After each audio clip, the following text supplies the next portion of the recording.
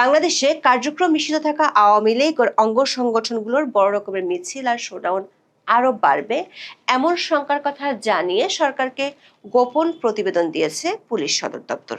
সরকারের কাছে গত 6 জুন পুলিশ সদর দপ্তর থেকে এ বিষয়ে জমা দেওয়া একটি প্রতিবেদন আমাদের হাতে এসেছে, যেখানে সরকারকে সতর্ক করে 10টি সুপারিশ করা হয়েছে। রিপোর্টটিতে বলা হয়েছে, আওয়ামী লীগের পদধারী নেতারা দেশে ফিরে স্বেচ্ছায় আত্মসমর্পণ করে রাজনীতিতে ফিরছে। রিপোর্টটিতে আওয়ামী লীগের 5 বড় নেতার ব্যাপারে নজরদারি বাড়ানোর সুপারিশ করা হয়েছে, যারা এরই মধ্যে জামিনে আছেন। এমন আলোচনার মধ্যে নতুন খবর হলো, আওয়ামী লীগের উপর আরোপিত নিষেধাজ্ঞা প্রত্যাহারের জন্য আন্তর্জাতিক সমর্থন জোরদার করা বা কূটনৈতিক তৎপরতা বাড়াতে বেশ কোমর বেঁধে নেমেছে দলটি।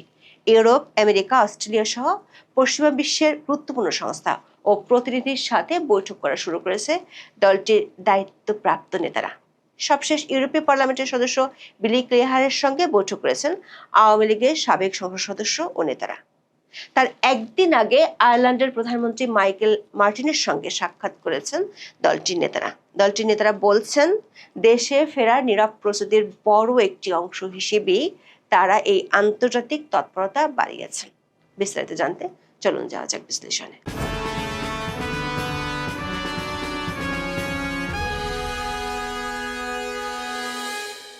গত 19 মে ভারতের 3টি সংবাদ মাধ্যমে বাংলাদেশের সাবেক প্রধানমন্ত্রী ও আওয়ামী লীগের সভানেত্রী শেখ হাসিনার ইমেল সাক্ষাৎকার ছাপা হয়েছিল। ওই সাক্ষাৎকারগুলোতে তিনি প্রথমবারের মতো বাংলাদেশে ফিরে বিচারের মুখোমুখি হওয়ার কথা বলেন। কিন্তু একদিকে সরকার নির্বাহী আদেশে তার দলের কার্যক্রম নিষিদ্ধ আছে, অন্যদিকে তার উপর ঝুলছে বাংলাদেশের আন্তর্জাতিক অপরাধ ট্রাইব্যুনালের দেয়া ফাঁসির দণ্ড। এমন পরিস্থিতিতে ভারতীয় সাংবাদিকদের প্রশ্ন ছিল, তিনি যে ফিরবেন বলছেন সেটি কিভাবে? আনন্দবাজার পত্রিকাকে শেখ হাসিনা বলেছিলেন, তিনি এবং তার দল আওয়ামী লীগ আরো সংগঠিত হয়ে শক্তিশালী হয়ে যে ফিরবে তার জন্য নীরবে প্রস্তুতি চলছে। সাংবাদিকদের পাল্টা প্রশ্ন ছিল, এই নীরব প্রস্তুতিটা ধরনটা কি রকমের?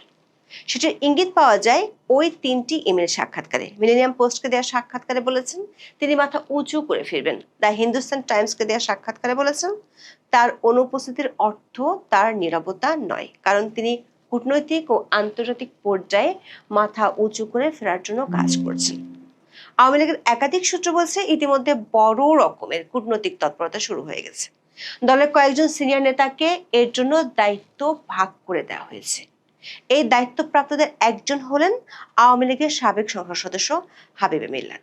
জনাব মিল্লাত 7 জুন আয়ারল্যান্ডের প্রধানমন্ত্রী মাইকেল মার্টিনের সঙ্গে সাক্ষাৎ করে বাংলাদেশের রাজনৈতিক পরিস্থিতি নিয়ে অনুযোগ ও উদ্বেগের কথা জানিয়েছেন। সূত্রগুলো বলছে, ওই বৈঠকে আওয়ামী লীগের পক্ষ থেকে জানানো হয়েছে বাংলাদেশের গণতান্ত্রিক পরিবেশ সংকুচিত হয়েছে এবং আওয়ামী লীগের নেতা কর্মীদের বিরুদ্ধে রাজনৈতিক উদ্দেশ্যপ্রণীত মামলা দেওয়া হচ্ছে। রোববার আয়ারল্যান্ডের কর্ক সিটি কাউন্সিলে এই বৈঠক অনুষ্ঠিত হয়।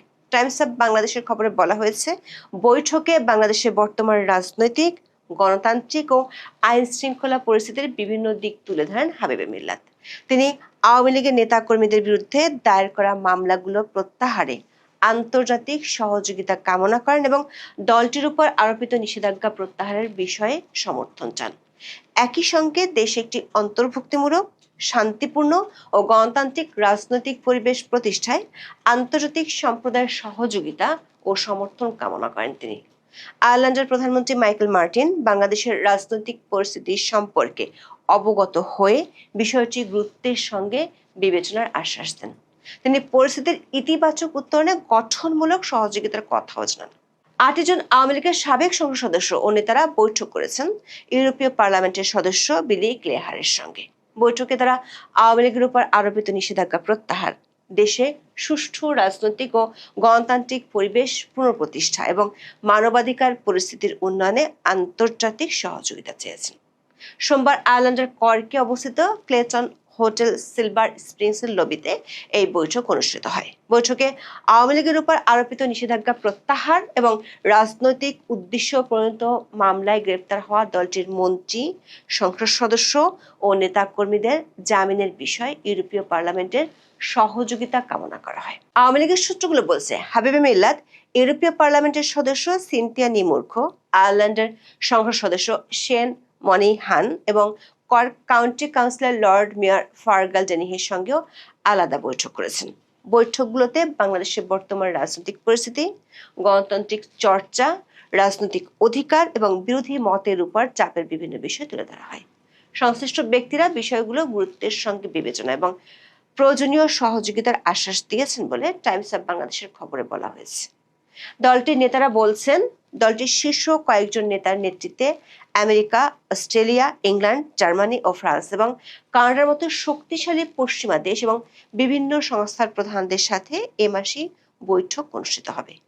এদিকে বাংলাদেশের গণমাধ্যম সহ রাজনৈতিক অঙ্গনে আওয়ামী লীগ ও শেখ হাসিনার ফেরা নিয়ে আলোচনা বেশ জোরদার হচ্ছে। বিশেষ করে প্রথমে চট্টগ্রাম, পরে নোয়াখালী ও কুমিল্লাতে কার্যক্রম নিষিদ্ধ থাকা আওয়ামী লীগ ও এর অঙ্গ সংগঠনগুলোর বড় মিছিল ও শোডাউন ব্যাপক হারে বাড়ার পর এই আলোচনা চলছে সবখানে।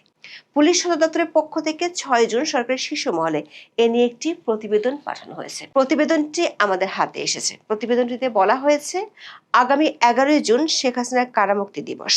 দিবসটিকে কেন্দ্র করে তারা বড় ধরনের শোডাউন করতে পারে। প্রতিবেদনটিতে পুলিশ 4টি পর্যবেক্ষণ দিয়েছে।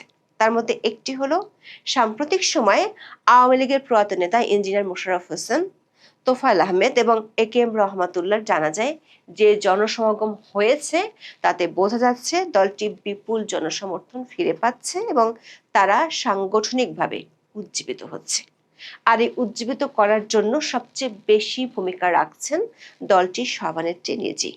সবশেষ পর্যবেক্ষণটি হলো, দলটির নেতারা দেশে ফিরে রাজনীতিতে সক্রিয় হচ্ছেন ব্যাপকভাবে। পুলিশের রিপোর্টে বলা হয়েছে, চলতি বছরের 1 জানুয়ারি থেকে 15 মে পর্যন্ত আওয়ামী লীগের পদস্থ 129 জন নেতা দেশে ফিরে স্বেচ্ছায় আত্মসমর্পণ করেছেন। তাদের অনেকের জামিন পেয়ে রাজনীতিতে সক্রিয় হয়েছেন। পুলিশ রিপোর্টটিতে একটি ম্যাপ দিয়ে 16টি স্থান নির্দেশ করে সরকারকে বলেছে, এসব স্থানে সামনের কয়েকটি দিনে আওয়ামী লীগের তৎপরতা ব্যাপক হারে বাড়তে পারে। পুলিশের রিপোর্টটিতে এরই মধ্যে জামিনে মুক্ত হওয়া আওয়ামী লীগের 5 জন বড় নেতার রাজনৈতিক তৎপরতা নজরদারিতে রাখার সুপারিশ করা হয়েছে। এরা হলেন সাবের হোসেন চৌধুরী, আব্দুল লতিফ সিদ্দিকী, অবসরপ্রাপ্ত major general Salauddin Miaji, doctor Shirin Sharmin Chowdhury ও নারায়ণগঞ্জের সাবেক মেয়র সেলিনা হায়াত আইভী। সরকার একটি সূত্র বলছে, দেশে যে আওয়ামী লীগের তৎপরতা সেটিকে পুলিশ বা রাজনৈতিকভাবে হ্যান্ডেল করা সরকারের জন্য অনেক সহজ, কিন্তু আন্তর্জাতিক মহলে এমনিতেই বিগত নির্বাচনটি অন্তর্ভুক্তিমূলক না হওয়া নিয়ে অনেকের আপত্তি আছে। কমনওয়েলথ ও ইউরোপীয় ইউনিয়ন সহ আন্তর্জাতিক সংস্থাগুলোর বাংলাদেশের অন্তর্বর্তী সরকার আমল থেকেই আওয়ামী লীগের কার্যক্রম নিষিদ্ধের বিষয়টি নিয়ে কড়া আপত্তি ছিল। বিষয়টি নিয়ে তারা নির্বাচনের আগে বাংলাদেশের বর্তমান ক্ষমতাসীন বিএনপি সহ একাধিক পক্ষের সাথে তখন বৈঠক করেছিল। এখন আওয়ামী লীগের এই কূটনৈতিক তৎপরতা শুরু হওয়ায় বিষয়টি সরকার উপর মহলকে ভাবিয়ে তুলেছে। বিশেষ করে বাংলাদেশের আইন শৃঙ্খলা ও মানবাধিকার পরিস্থিতির উন্নতি না হওয়ায় সরকার এই চিন্তা আরো বাড়াচ্ছে। গত মাসের শেষ দিকে অন্তর্বর্তী সরকার আমলে আটক 4 সাংবাদিকের মুক্তির চেয়ে বাংলাদেশের আইনমন্ত্রী আসাদুজ্জামানকে চিঠি দিয়েছে সাংবাদিকদের অধিকার রক্ষায় কাজ করা আন্তর্জাতিক সংগঠন কমিটি টু প্রোটেক্ট জার্নালিস্ট বা সিপিজে। সরকারের তরফে কোনো সদুত্তর না পাওয়ায় বিষয়টি নিয়ে আন্তর্জাতিক মহলেও চিঠি দেওয়ার কথা ভাবছে সংস্থাটি।